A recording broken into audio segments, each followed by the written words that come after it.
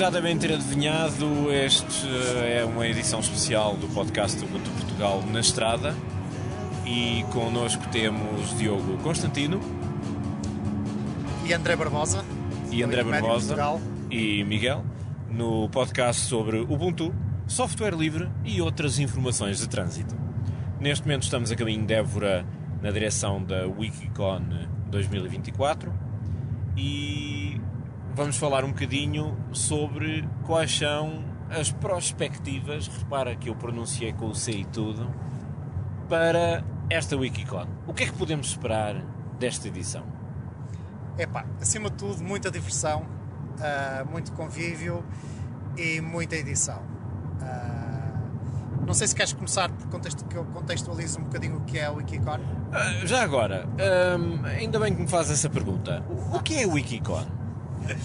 Então, a Wikicon Portugal é o encontro anual dos wikimedistas. É aquele evento onde nós tentamos juntar as pessoas que editam normalmente os projetos da Wikimédia, ou seja, a Wikipédia, o Wikimedia Commons, o Wikidata. Muito dificilmente e muito raramente temos ocasiões como esta de nos juntarmos. E então pronto, agora tentamos manter esta tradição, ou tentamos criar já há uns anos e agora manter a tradição de pelo menos uma vez por ano termos um evento em que possamos estar todos juntos.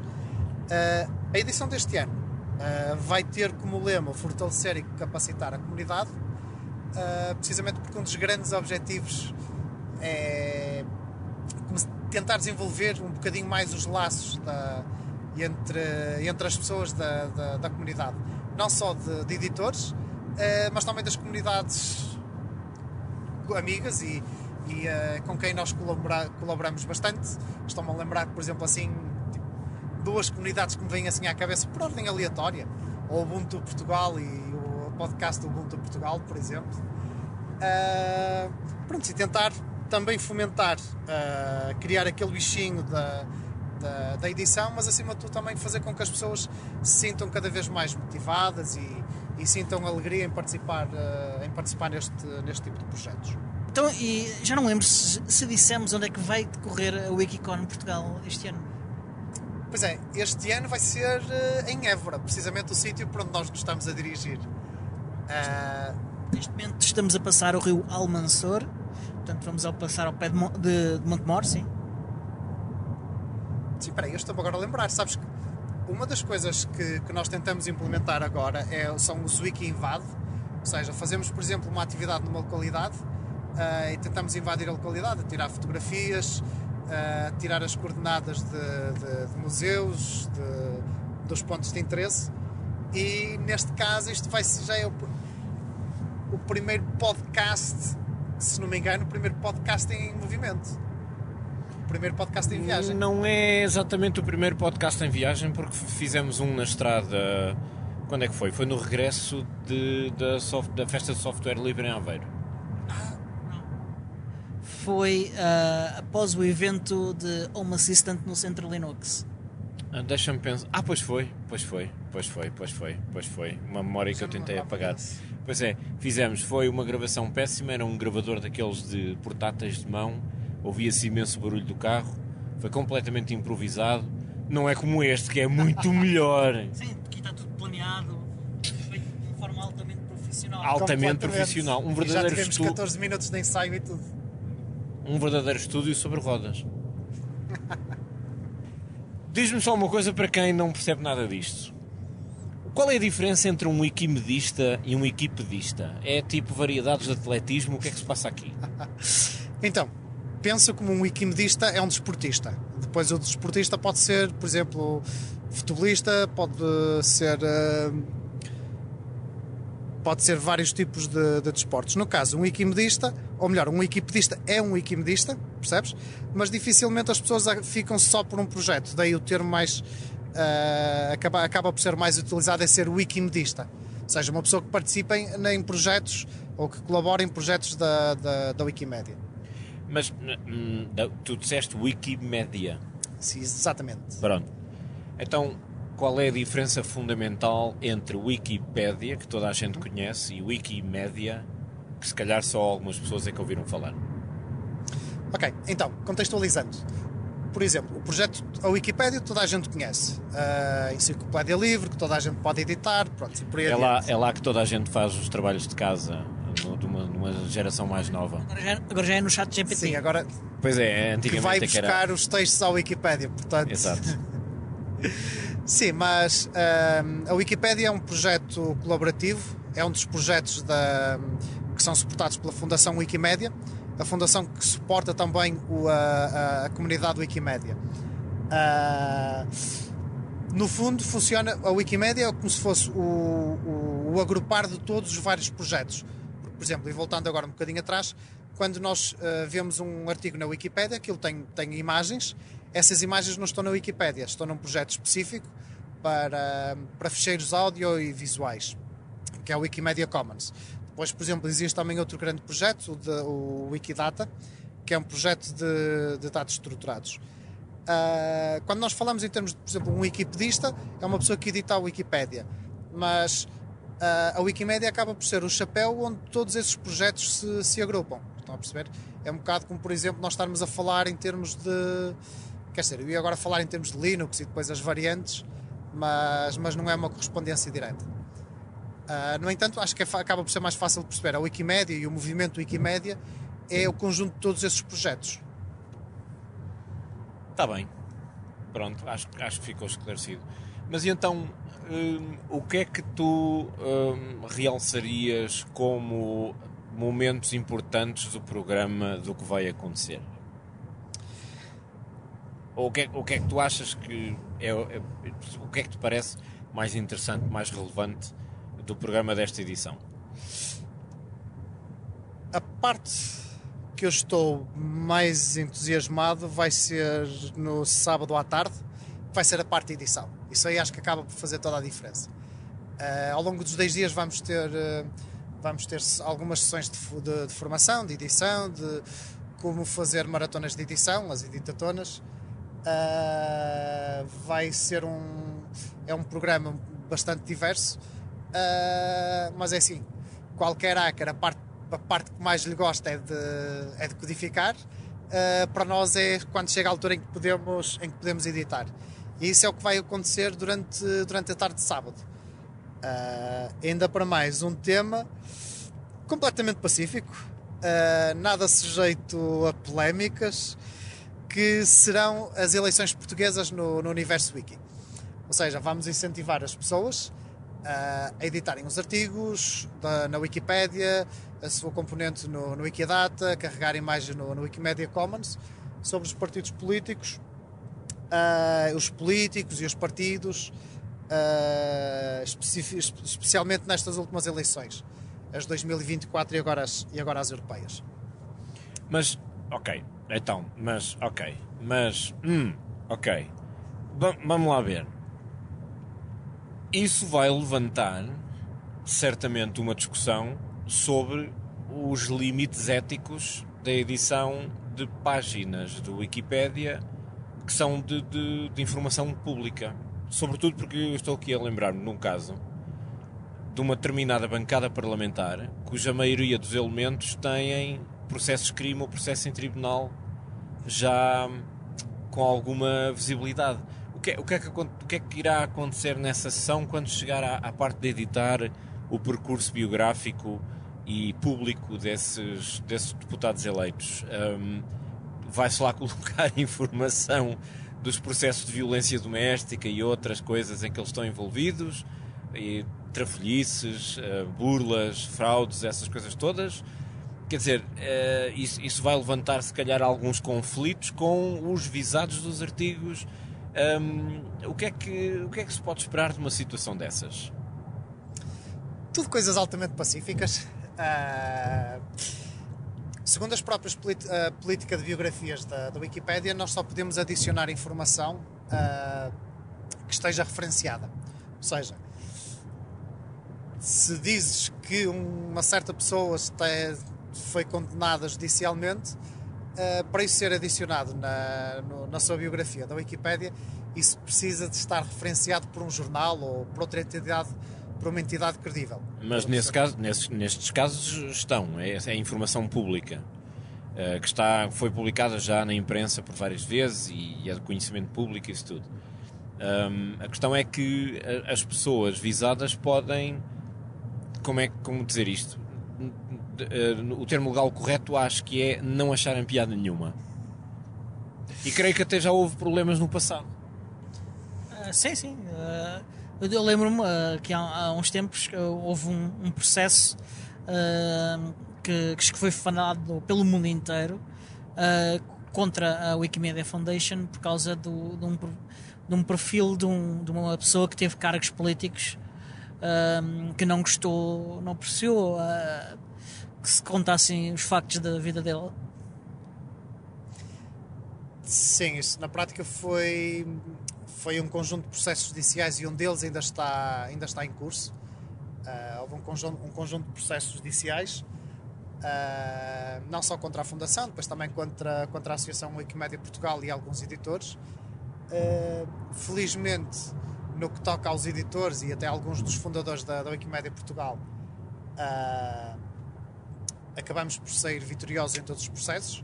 No entanto, por exemplo, e isso acaba por ser extremamente preocupante, o processo judicial contra a própria Fundação, para que ela não só retire os conteúdos que são factuais, estão a perceber? Ou seja, isto, eu não sei se cheguei a explicar agora, mas, por exemplo, toda a informação que consta e vou falar agora em termos abstratos, numa biografia de um político, mesmo que ele não goste, toda a informação que lá consta tem que estar referenciada por outras entidades. Portanto, não há cá aquilo que nós chamamos fontes primárias. No caso em concreto, há um processo judicial para se retirar essa informação que toda a gente sabe que aconteceu, está publicada em inúmeros jornais. No entanto, há um conjunto de processos judiciais para que a Fundação não só remova esses trechos, como também dê o nome ou dê informações sobre quem é que fez essas edições. Neste momento, isso é uma situação que está num processo extremamente sensível. Pois é, eu recordo-me dessa situação. De facto, é que a pessoa que apresentou queixa queria a informação pessoal sobre a pessoa que fez a edição dos textos. O que roça ali... enfim, a pessoa é responsável pelo que escreve, claro, mas aquilo roça ali um bocadinho de... como é que eu ia dizer isto? Não é bem censura, mas anda lá perto. Sim. E depois também ali, mesmo nas próprias decisões judiciais, há uma mistura muito grande em termos de conceitos. Precisamente porque as pessoas não estão a inventar coisas. Ou seja, as pessoas únicas exclusivamente, e nesse caso em concreto, por exemplo, é muito mais evidente, porque elas nem sequer dizem que aquela pessoa aconteceu aquilo àquela pessoa. Dizem, segundo o jornal X, aconteceu isto. Estão a perceber? Ou seja, a própria forma como o artigo foi sendo trabalhado foi deixar cada vez mais claro que o que está ali nem sequer é, digamos, uma biografia direta da pessoa, mas aquilo que outras pessoas, que outras peças jornalísticas e outras equipas de investigação fizeram e acabaram por publicar. Portanto, aí já roça imenso não só a parte da própria liberdade de expressão, como também mistura muitos conceitos de liberdade de expressão e a liberdade de informação, inclusive em termos europeus. E atenção que isso, se não me engano, eu posso estar a cometer uma imprecisão, mas esse processo está já em altos tribunais superiores.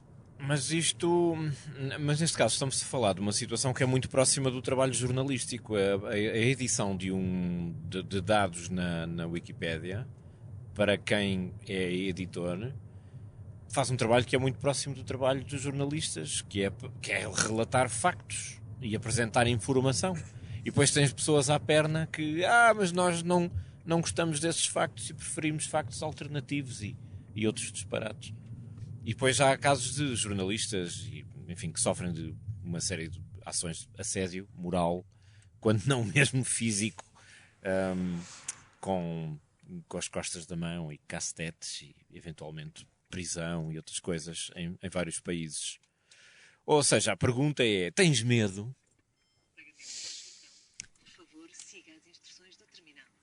Neste momento estamos a falar com a portageira automática. Boa tarde. Pode-nos dar algumas declarações, por favor? Obrigada e boa viagem. São as declarações possíveis da portageira automática que declara obrigado e boa viagem e não passa recibo. Aí está o documento. Podemos relatar em primeira mão que foi emitido o recibo de portagem de Diogo Constantino.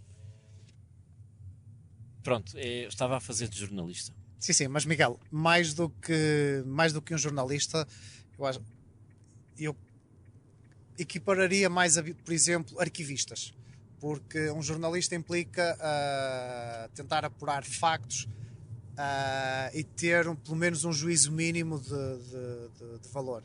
No caso, aquilo que o equipedista faz é por isso simplesmente ir buscar informação que já está noutros sítios e compilá-la. Estás a perceber a diferença? Então, mas a informação não é neutra.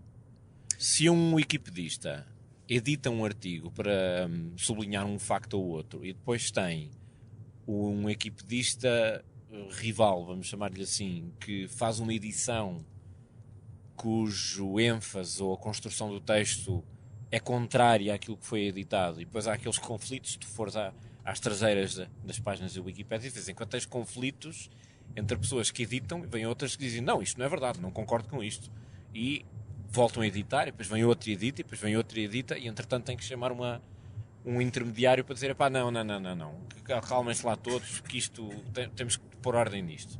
Isso não acontece? Sim, isso é frequente, mas repara, é precisamente por causa disso que nós conseguimos atingir uma certa neutralidade. Porque se tens uma pessoa de um lado a tentar inserir uma informação e depois há outra que vai de outro e critica, estás a perceber? Muitas vezes acaba por ser desse próprio confronto de ideias e de opiniões que se consegue um artigo equilibrado. Mas há inclusive um princípio, o princípio da neutralidade, que tem que ser respeitado. Por exemplo, agora o governo mudou.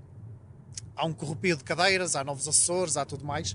E uma das coisas que é normal acontecer nestas alturas é surgirem como cogumelos os artigos dos secretários de Estado, dos ministros, tudo isso. Exato. Isso acaba por ser natural, entendem? O problema uma coisa é quando são feitos de uma forma orgânica, ou seja, pessoas que são interessadas e fazem aquilo e tentam escrever de uma forma neutra. Outra coisa é quando são feitas por equipas de comunicação, em que o objetivo principal é fazer aquela pessoa parecer bem. Sim, puxar o lustro é o termo Exatamente. técnico que nós usamos. Sim.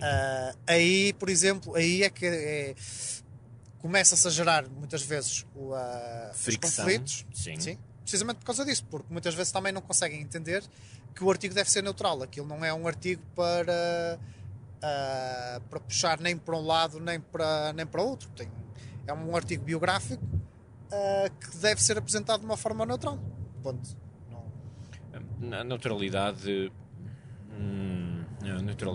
Sim, que nem sempre é fácil de atingir. E isso não nós fácil de atingir. Sim, isso nós temos muito noção disso. Por isso, é um dos motivos relativa... pelos quais dizemos que a Wikipédia é sempre um projeto em construção. Pois. Mas enfim, acho que tem feito um excelente trabalho mesmo assim, apesar de virem aí tempos muito interessantes. E então, passando a outro assunto, o que mais é que podemos esperar no programa da Wikicon? Mais coisas, para além desse sábado à tarde que vai ser de grande folia e deboche e baderna. O que é que nós temos no programa que seja digno de nota? Sim, olha, vamos ter, por exemplo, uma formação, vão explicar como é que os processos para fazer uma editatona, no caso uma editatona ativismo PCD. Vamos ter também uma apresentação sobre as alianças para a representatividade na Wikipédia. Desculpa lá interromper-te, o que é ativismo PCD? Ativismo PCD, deixa eu ver aqui, que eu agora tenho que consultar o programa. Pessoas com deficiência no panorama nacional. Ok. Sim. Isto porque, por exemplo, esta aqui está relacionada com sim, com alianças para as representatividades, porque nós também tentamos prestar muita atenção não só a termos toda a informação disponível, mas acima de tudo também que seja disponível para o maior número de pessoas, independentemente de onde elas estejam, da internet que possam ter, e das capacidades não só monetárias mas também físicas para poderem consumir a informação e também participar nestes projetos. Portanto, como vês, ainda vamos aprender aqui muita coisa interessante ao longo destes dias. Eu sugiro, porque já se vê Évora ao fundo, já se vê as luzes, interrompermos agora e quando acabarmos de jantar falarmos mais um bocadinho. Depois de jantar, bom vinho tinto alentejano, assumo. Acho que só melhora, não é? Sim, e depois fazemos a comparação entre o antes e o depois. Exato, ou os ouvintes vão poder fazer a comparação. Sim. Mas olha, isto agora fazemos aqui a escolha de jantar em direto. Nós, se estás a pensar jantar em Évora? Estamos a chegar a Évora, já não. Pronto, sim. Se tiveres uma alternativa. Não, era só para confirmar, sim, porque às tantas ainda jantamos com eles. Sim. A ideia não era jantar com eles? Sim, precisamente. Mas assim já os aviso. Eles não estão a ouvir podcast em direto. É pena. Uma grande falha. Mas sim, então até já. Até já e olha, vamos ver se corre tudo bem. Sim, e bom apetite.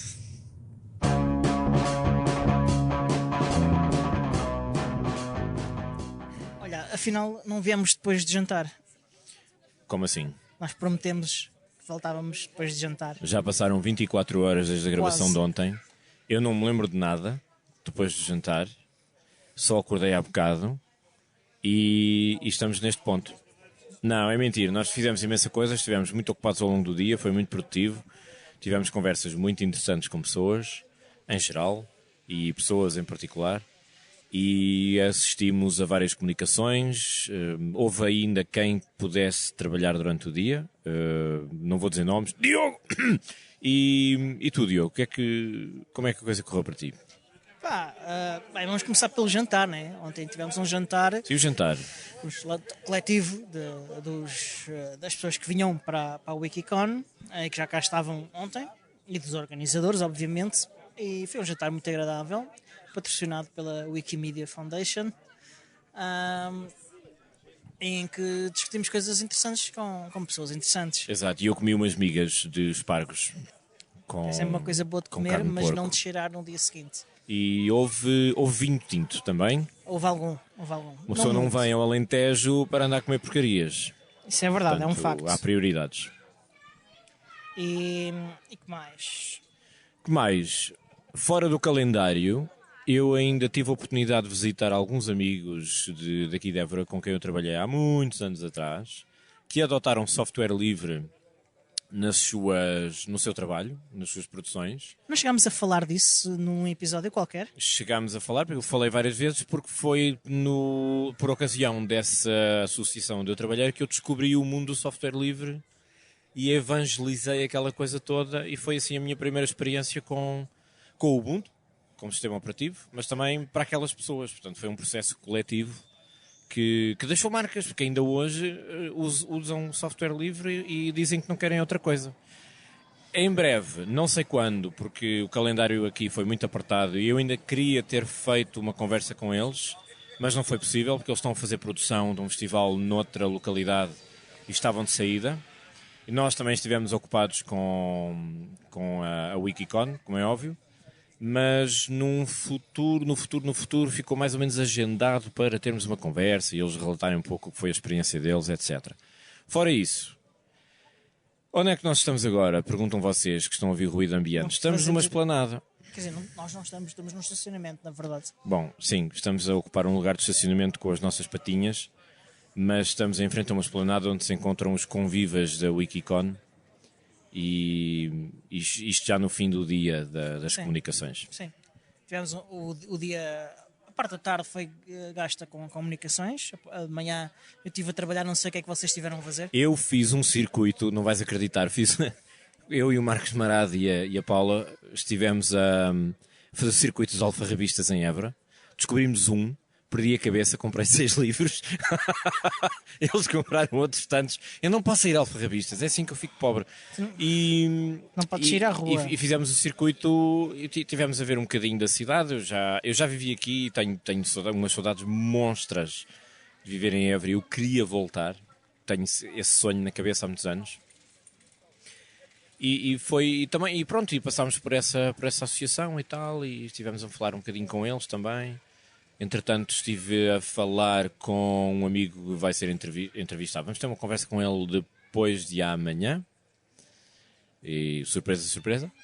Também relacionado com software livre e isso tudo. E agora que terminou o dia e que terminaram as comunicações muito interessantes por sinal, estamos aqui todos juntinhos na esplanada e decidimos gravar espontaneamente, só naquela. Ainda te lembras do assunto da primeira? Sim. Wikipédia e os projetos que envolveram, em que a Sofia Matias esteve envolvida, nomeadamente E a Ruth Correia também. E a Ruth Correia. E como é que chamava a outra moça que fez aquela página sobre o José Mário Branco? Patrícia Vieira da Silva, creio eu. Não era? Lembro do apelido dela. É Patrícia Vieira qualquer coisa. E bolas, tem que rever as notas. Vamos editar esta parte. E então, a Sofia esteve a explicar um pouco os projetos em que ela esteve envolvida na Wikimedia, o projeto da... Não é, Wiki Loves Music. Isso, ia ser. Estava aqui a pensar o termo Aliás, em inglês. Wiki ama música portuguesa. Sim, Wiki Loves Música Portuguesa, uma coisa assim do género. Que é um projeto, é uma empreitada de monta para registar na Wikipédia e no Wikimédia um porradão de informação relativa à música portuguesa. E quando digo música portuguesa, estamos a falar de música tradicional, música popular, música erudita, sobretudo música que não está documentada de todo, que não existe informação na Wikipédia e que tem lacunas enormes para completar e que se tem feito aos bocadinhos. No caso do José Mário Branco, há muita música que é conhecida. Não estamos a falar das músicas serem conhecidas, estamos a falar também do contexto em que as músicas aconteceram, as biografias dos músicos, as biografias das bandas, o contexto em que estas aconteceram. Informação sobre os álbuns. Sim, informação sobre os álbuns, incluindo capas, faixas, letras. Quando isto começa a ramificar, as pessoas começam a perceber o esforço colossal que isso implica. E eu até posso falar com propriedade deste tema. Até porque há músicos com muitas dezenas de anos de trabalho. Sim, né? exatamente. Com e é produção. dificílimo documentar isso de maneira eficaz, sobretudo por causa da dimensão que aquilo tem, as ramificações. Tu não podes falar do percurso de um músico, por exemplo, como o José Mário Branco, sem referires todos os outros músicos que colaboraram com ele. Os álbuns em que ele participou, não diretamente talvez como compositor principal e performer, mas também como letrista ou onde ele fez arranjos, etc. Portanto, aquilo é transversal a uma série de coisas, uma coisa medonha. Claro, e depois tudo o que é necessário em termos de contexto para compreender esse trabalho artístico, não é? Exato. Aliás, eu estava há pouco a falar com a Sofia Matias, porque estávamos na biblioteca durante uma das comunicações e eu vi no expositor um exemplar da Enciclopédia da Música Portuguesa do século XX, que é uma obra que também é assim gigantesca, que tem indexados nomes de músicos e de instrumentos e de álbuns e de bandas que atravessaram o século XX na música portuguesa, popular, erudita e não só. Ora, é um esforço parecido com aquele que eles estão a levar a cabo na Wikipédia, sendo que a Wikipédia, enfim, é outro meio, é outro formato, mas precisa também de referências sólidas, precisa de documentar as afirmações que lá se fazem, tem que ter uma certa neutralidade nas afirmações e isso tudo. Sim, há regras para editar a Wikipédia. Não... Exato, e nós ficámos a conhecer um bocadinho dessas regras. Mas eu dizia, eu estava a falar com a Sofia Matias e descobri esse exemplar do dicionário da Enciclopédia da Música Portuguesa do século XX exposto num escaparate da biblioteca. Eu peguei naquilo, fui-lhe levar-lhe e depois estivemos a conversar sobre isso porque ela queria desesperadamente ter essa coleção. Está esgotada em todo lado, mas eis o facto curioso: as pessoas que fizeram aquela enciclopédia, eu conheci-os todos e tive aulas com alguns deles. Inclusive tive alguns colegas que colaboraram em algumas entradas dessas obras, ou pelo menos complementaram com algumas informações adicionais, isso tudo. Alguns colegas que tive na pós-graduação eram inclusive músicos com carreiras enormes, que participaram no processo de músicas antes e durante e depois do PREC, por exemplo, pessoas que acompanharam estudos de etnomusicólogos, pessoas que trabalham em arquivística, etc. Portanto, o universo que toca também neste trabalho que a Sofia tem andado a fazer. Estivemos a conversar longamente sobre isso e, de facto, há aqui muitos pontos de contacto. É um esforço que eu diria que é, sobretudo, é um esforço documental, que tem muito de arquivística e também tem muito de etnomusicologia também, no fundo, porque, sobretudo quando tu te pões a documentar práticas musicais, instrumentos, músicos e o contexto em que acontecem a formação destas bandas e dos projetos musicais que vão surgindo, etc., tu inevitavelmente vais fazer algumas considerações sobre o contexto social em que elas aparecem e em que elas se desenvolvem. E isso é trabalho científico.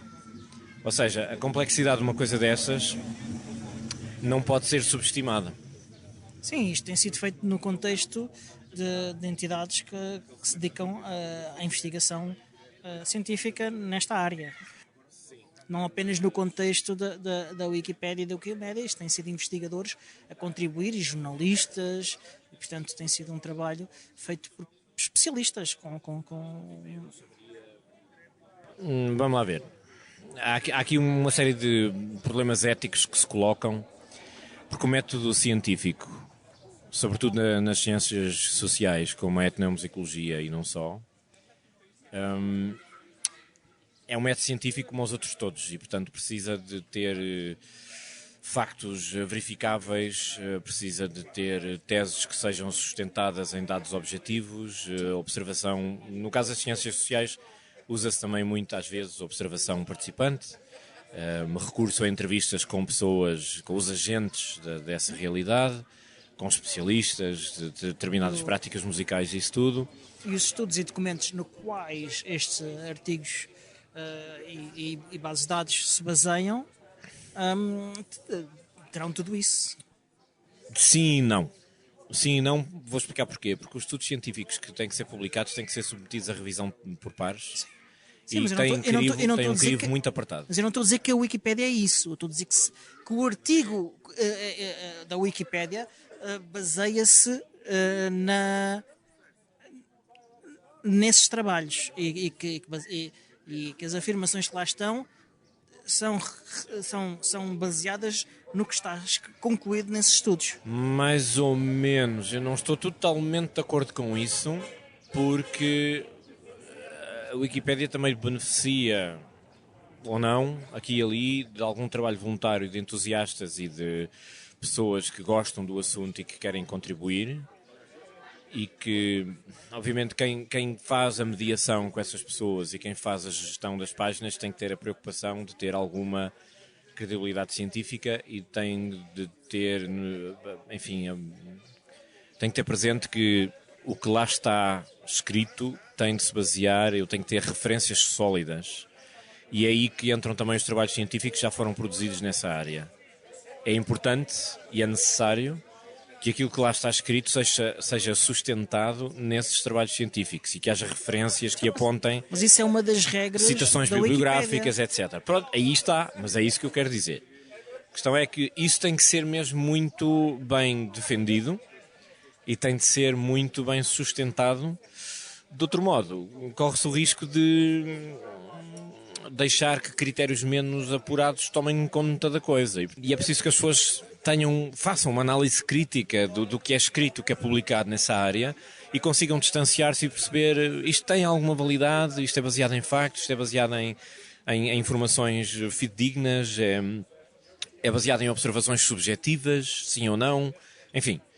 Isto era só uma ressalva, já sei, mandem o vosso correio irado para a morada do Diogo. As bombas é para a do Miguel. Pronto. Mas pronto, já sabem. E quanto à segunda apresentação... mas antes de irmos à segunda apresentação, vocês fizeram uma visita guiada à biblioteca. Visita guiada à biblioteca, deixa-me só falar disto. Então, foi maravilhoso, espetacular. Eu, quando estou entusiasmado, falo com o sotaque do Baixo Minho. Foi maravilhoso, espetacular, foi assim uma coisa impressionante. Vamos lá ver. A diretora da biblioteca convidou-nos para uma visita guiada onde esteve a mostrar as instalações da biblioteca, o antigo catálogo, as salas de leitura que têm as paredes forradas de livros antigos que foram recentemente limpos e desinfetados e desparasitados, isso tudo. Desparasitados não sei se é o termo correto, mas pronto. Estivemos a mostrar também o depósito, o depósito onde eles recebem 150 publicações impressas por dia, que é uma obrigação do depósito legal, em que as bibliotecas arquivam, enfim, tudo o que são produções de imprensa, mas também de livros que se vão produzindo por aí. E eles têm que fazer um esforço enorme para receber todas aquelas produções, fazê-las entrar no arquivo, catalogá-las, etc, etc. E tudo isto é feito com uma equipa minúscula. E esteve-nos a mostrar também o arquivo de documentação, que está um bocadinho mais reservado, onde tem pergaminhos e livros do século XIII, do século XII, coisas assim. E estivemos a ver obras, por exemplo, vimos uma Bíblia medieval do século XIII, toda escrita à mão, copiada à mão, como se fazia na época, com as páginas feitas em pergaminho muito fininho, com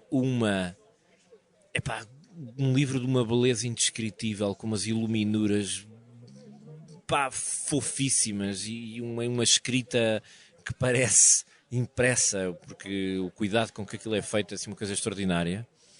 E tivemos a ver também o arquivo na parte superior da biblioteca, no piso de cima, que tem quilómetros de livros. Estamos a falar de quantidades absurdas de livros, de dezenas de milhares de livros, que eles não têm completamente disponíveis na biblioteca, simplesmente não têm espaço para aquela coleção.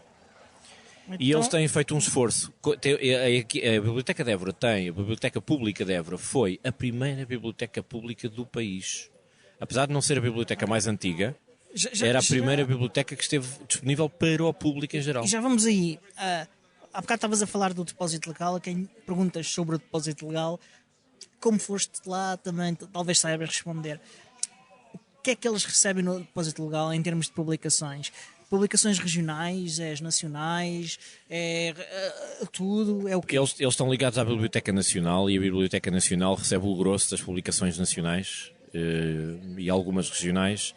E a Biblioteca de Évora recebe também muitas publicações regionais, sim, porque é a biblioteca que está situada aqui no Alto Alentejo. Portanto, como é óbvio, recebem muita coisa. Mas eles contaram, por exemplo, que recebiam, não sei se, acho que ainda já não recebem, mas recebiam coisas como, por exemplo, catálogos do Lidl. Ok. Sim, Lidl, tudo para a eletrónica. E eu achei muita graça a isso, porque de facto as pessoas pensam assim, catálogos do Lidl, isso é lixo, isso não vale a pena arquivar. Não, é importante para documentar a época. Exatamente, e foi esse, aliás, o comentário que eu fiz durante a visita. Eu chamei a atenção para isso, que havia pessoas assim um bocado a rir e tal, e eu chamei a atenção para uma coisa. É importantíssimo que os catálogos do Lidl estejam arquivados, porque são o retrato de uma época. Aquilo retrata as modas da época, a linguagem, os preços, as cadeias de produção e distribuição de bens alimentares e não só. É uma fatia de tempo que retrata uma sociedade e um país, não é? É importantíssimo. E se vocês forem estudar um bocadinho, por exemplo, o que é que aconteceu em Pompeia... Exato. E o que permite recriar o que era a vida na cidade nessa altura é esse tipo de coisas, as pequenas coisas do dia-a-dia que retratam de facto como é que era a vida.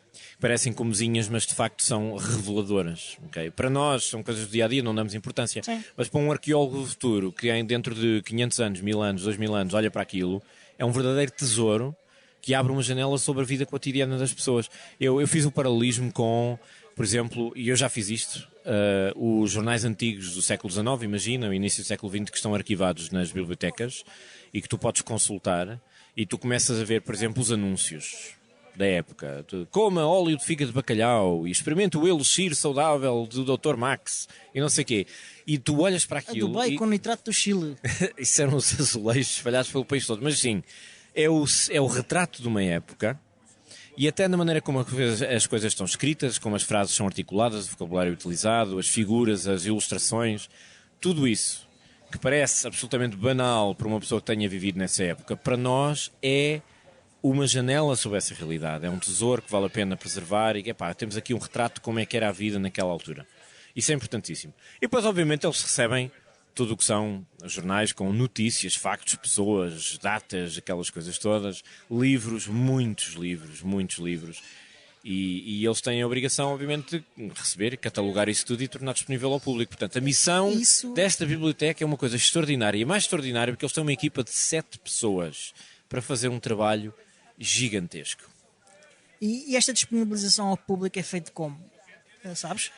Os prazos variam muito consoante a quantidade de livros e de periódicos que eles recebem, mas o que acaba por acontecer às vezes é que sai uma edição de um livro qualquer, eles são contactados por uma pessoa que está interessada, que envia um e-mail, faz um telefonema a perguntar: você já tem o livro tal? E eles vão ver ao depósito e, se tiverem, passam a catalogá-lo para torná-lo disponível. Portanto, funciona um bocadinho. Eles vão catalogando e disponibilizando, obviamente. É on demand, portanto. Mais ou menos, porque eles vão disponibilizando à medida que vão entrando e saindo, não é? Mas entra em circulação quando dá um pedido, não é? É isso que entra em circulação de qualquer maneira, pode demorar mais tempo. Okay.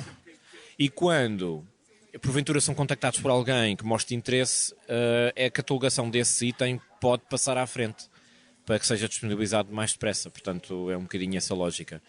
Mas eles, de facto, seguem métodos de arquivística. Nós tivemos a ver um bocadinho ela esteve a descrever um pouco essa situação. E eles usam métodos de arquivística e de catalogação que têm critérios muito apertados e têm que respeitar esses critérios, porque se trata de disponibilização dessa informação para o futuro. E houve, logo no início da visita, uma discussão muito interessante que também envolveu a Paula Simões, e não só, que é o facto de nós termos uma lei sobre o depósito legal que data de 1985, uma lei que já era para ser revista há vastos anos e ainda não foi. Portanto, é uma daquelas leis que tem um descrito na lei que a lei tem de ser revista de X em X tempo? Sim, mas deixa-me só dar-te este pormenor precioso. Essa lei data de 1985, ainda não foi revista, e neste momento não há obrigação de fazer depósito legal de livros eletrónicos. Ok. Isto é gravíssimo. É gravíssimo, porque há todo um património digital, documentação digital, não está a ser arquivada de acordo com estes preceitos. As bibliotecas precisariam de receber das editoras os livros eletrónicos e a chave de DRM para poder aceder a esses livros eletrónicos. Tem que ser, não há volta a dar. E as editoras... Quer dizer, a outra alternativa é utilizarem a alteração à lei que existe em Portugal, que é um único caso da Europa, que é se essa chave ou os meios técnicos não forem fornecidos por quem publicou o livro, é legal quebrar o DRM. Exato. Portanto, quebrem DRM à vontade, amigos, desde que seja para uso legítimo. Legal, claro. Tem de ter comprado a obra legalmente e o propósito que vocês... para o qual vocês querem quebrar o DRM, também tem que ser legal. No caso das bibliotecas, eu creio que não há problema nenhum. O problema é este, e ela explicou. As editoras estão extremamente reticentes em darem às bibliotecas livros eletrónicos porque têm medo, que isso estraga o negócio, 2, que permita cópias que eles consideram ilegítimas. Eu, que sou um anarca, considero que não, mas pronto. E ela esteve a explicar que, de facto, como a lei data de 1985, não há nenhuma provisão que preveja o bem que é o livro eletrónico. Portanto, estamos numa situação um bocadinho estranha. Inclusivamente, bizarra, diria. Sim, inclusivamente ela disse-nos que houve, após vários contactos e tentativas de contactos e um bocadinho de pressão sobre as entidades governativas legislativas, terá havido contacto de já não me recordo se foi uma secretária de Estado ou uma deputada que tinha sido contactada para essa questão, que disse: não se preocupe que a lei vai ser revista, já está em processo. E entretanto houve eleições. Sim. E viemos parar à estaca zero. Estamos a fazer sinal da Regi que temos de ir aos Morphs. Ainda temos de caminhar para lá. Temos de caminhar, portanto vamos a caminho. Vamos caminhar. É o podcast volante. Caminhando eu vou. E vamos caminhar e vamos fazendo gravação. Podemos falar com algumas pessoas que aqui estão.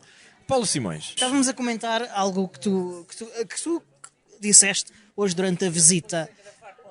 Sobre os DRM e os livros eletrónicos. Na visita guiada. Pois, o DRM é um problema para a preservação digital, em primeiro lugar. Neste momento, em Portugal, a lei já está muito melhor do que estava e, portanto, permite que as pessoas... Estas tecnologias, quando impedem as utilizações legais, já não são consideradas DRM pela lei. Portanto, as pessoas podem quebrar só para fazer coisas legais. Para fazer coisas ilegais, continua a ser DRM, continua a ser um crime, continua a dar pena de prisão. Coisas ilegais, as minhas favoritas. Pronto, mas apesar da lei ser muito melhor neste sentido, porque garante o exercício das exceções e das coisas que legalmente nós sempre podemos fazer, em teoria, mas que depois na prática tínhamos o problema do DRM, a verdade é que depois, mesmo para a preservação de livros eletrónicos ou outros documentos, é sempre um problema, porque apesar de ser fácil quebrar DRM, isso pode não ser assim tão simples para uma biblioteca. Ou pode não ser assim tão simples, por exemplo, para documentos que foram criados há 20 anos. Tu se calhar sabes melhor isto do que eu, Diogo. Sim, até porque as competências técnicas são diferentes para diferentes tipos de DRM e é óbvio que é fácil que haja muito mais tipos de DRM do que qualquer indivíduo singular que saiba quebrar, ou que pequenas equipas como as das bibliotecas e dos arquivos tenham esse conhecimento, até porque a área deles não é informática, não é? A informática para eles é um apoio e... É uma taxa de esforço e de custo adicional. E as bibliotecas já operam com restrições financeiras, restrições logísticas, materiais, humanas. E isto é mais um peso que se põe em cima. E quando o ideal era, enfim, dar-lhes mais equipamento, mais pessoas, mais dinheiro, sim, mas pronto. Quer dizer, mas estarmos a gastar meios e quer dizer, materiais e pessoas em um problema que não deveria existir, a mim parece-me logo aí errado desde o início, não é? É um problema errado a resolver, mas pronto.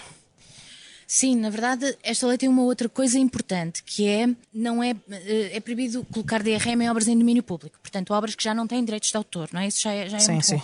Mas realmente... E ainda há obras financiadas por entidades por públicas. Dinheiros públicos, sim. Por entidades públicas. Porque realmente não fazia sentido obras que são financiadas com dinheiro público depois terem ainda este acrescente. Quer dizer, as obras têm direitos de autor e os direitos de autor já protegem essas obras. Não se esgotam por não ter DRM. Não faz sentido colocar um DRM ainda em cima disso. Sim. Ok, obrigado, Paula. Não. Obrigado, e agora vamos ao vinho. Vamos, aí pronto. Gravamos mais uns 30 minutos, portanto temos quase aqui um episódio daqui a bocado, depois de jantar. Desafio-te. Isto é o que se chama, ainda está a gravar? Ainda está a gravar. Isto é o que se chama encher chouriços alentejanos. Pronto, neste caso é alentejanos, de facto. Bom, então vamos aos comes e bebes e bora. até já? Ou até queres já. gravar durante o jantar? Não, está muito barulho.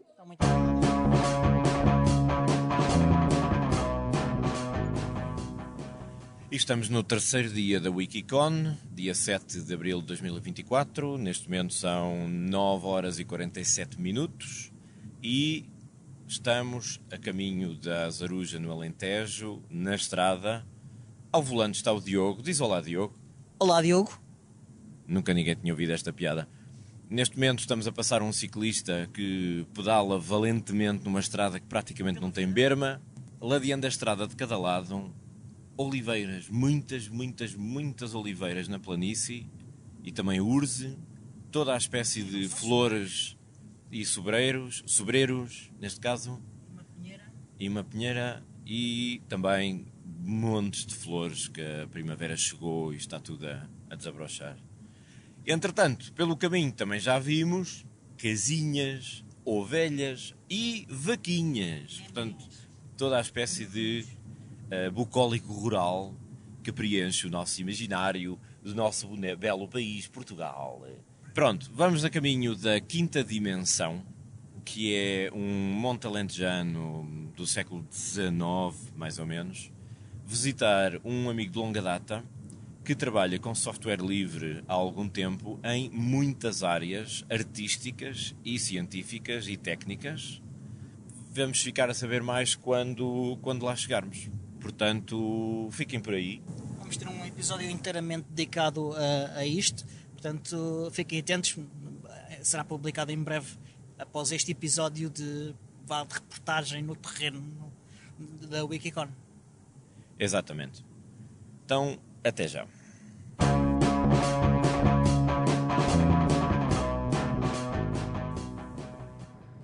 E como podem perceber pelo ruído ambiente, que eu não sei se o microfone está a captar, já estamos de novo de volta à estrada, no fim do terceiro dia da Wikicon, 7 de Abril. Já saímos de Évora, estamos a caminho das nossas respectivas casas, dos nossos lares. Tenho connosco o Diogo Constantino ao volante, diz olá ao volante. Olá ao volante. E estamos muito cansados, porém satisfeitos, porque a Wikicon foi muito interessante, conhecemos muitas pessoas com um trabalho que vale a pena conhecer e superámos as expectativas em termos de conversas e gravações para podcast, porque tivemos a oportunidade de falar com Vagar e com pessoas que lá estavam, que também fizeram algumas apresentações na Wikicon, sobre muitos assuntos diferentes, e cada uma dessas pessoas trouxe coisas muito interessantes que vamos poder partilhar convosco. Esperamos nós, porque ainda não vimos nenhuma das gravações que fizemos, portanto não sabemos em que estado é que elas estão. Há uma ou duas que eu tenho confiança que estão bastante boas, há outras que não sei. Vamos ver em que estado é que ficaram. Pois, faço minhas as palavras do Diogo, nós não tivemos oportunidade de rever as gravações que foram feitas entretanto. Temos muitas horas de material, vamos ter que fazer alguma triagem e eventualmente alguma edição para encaixar aqui e ali conteúdos que valem a pena. Além disso, mais do que isso, como fazemos 2 podcasts, que era o podcast do Ubuntu Portugal, que era a Voz dos Direitos Digitais, vamos tentar encaixá-los de forma que façam mais sentido, porque, por exemplo, algumas das conversas que tivemos não fazem sentido para o podcast do Ubuntu Portugal, mas fazem sentido para a Voz dos Direitos Digitais, e há outras que até acho que não fazem, não se encaixam totalmente num nem no outro, mas que na Voz dos Direitos Digitais, por ser mais abrangente, faz mais sentido. Mas foram conversas interessantes e é por isso que a gente as gravou e que as quer publicar, não é? Mesmo não sendo estritamente sobre um tópico ou sobre o outro. Aliás, nunca fomos muito estritos numa coisa ou na outra, de qualquer forma, mas acho que temos aí conversas muito, muito boas. Sim, concordo. E portanto, vamos ver se conseguimos partilhar com vocês tudo aquilo a que nós tivemos acesso. Também para dar uma impressão a quem não pôde estar do que é que lá foi discutido.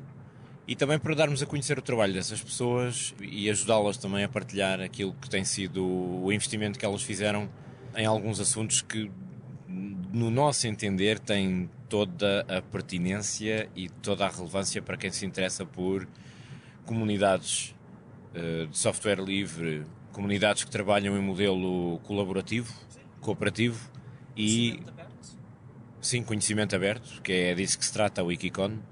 Direitos digitais em geral, não apenas direitos digitais, também direitos humanos, acessibilidade, visibilidade de determinadas comunidades, participação, ferramentas para ajudar à participação e à representatividade de pessoas e grupos que talvez estejam um pouco ausentes ou afastados destes universos, e é um pouco por aí. Além disso, com um bocadinho de sorte, vamos poder também partilhar com vocês alguma conversa muito interessante com uma pessoa que, não tendo estado na Wikicon, faz parte deste universo também. É uma das gravações em que eu tenho mais confiança, é essa.